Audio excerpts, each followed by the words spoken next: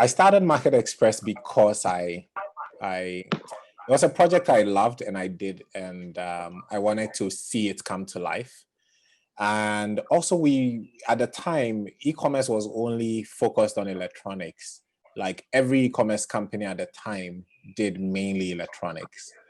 And I believe strongly that we needed to do something that was more important and beneficial to the wider population.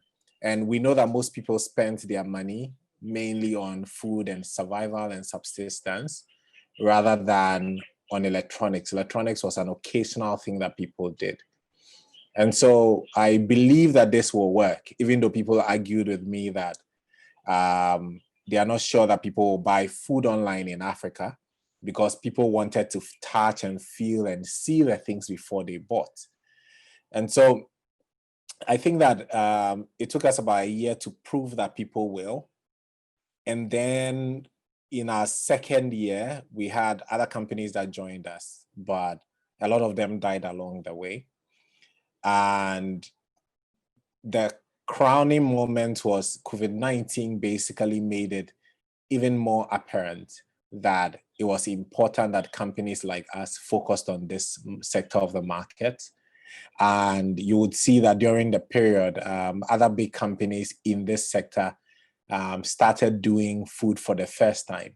And so you see that the biggest player in our market, which is Jumia, ended up joining because in the past they were totally focused on electronics and hardware, basically.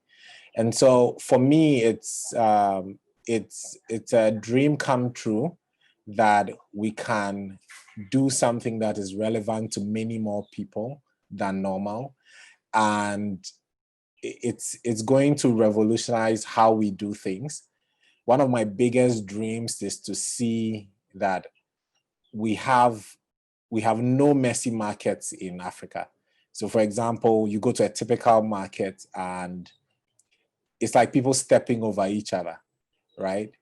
And there's a better way of doing it. And so my goal is, just with this project, we want to change how Africa does its commerce, and not necessarily to deprive people of an opportunity, but to actually make it possible for even the ordinary man to move online and reach more people.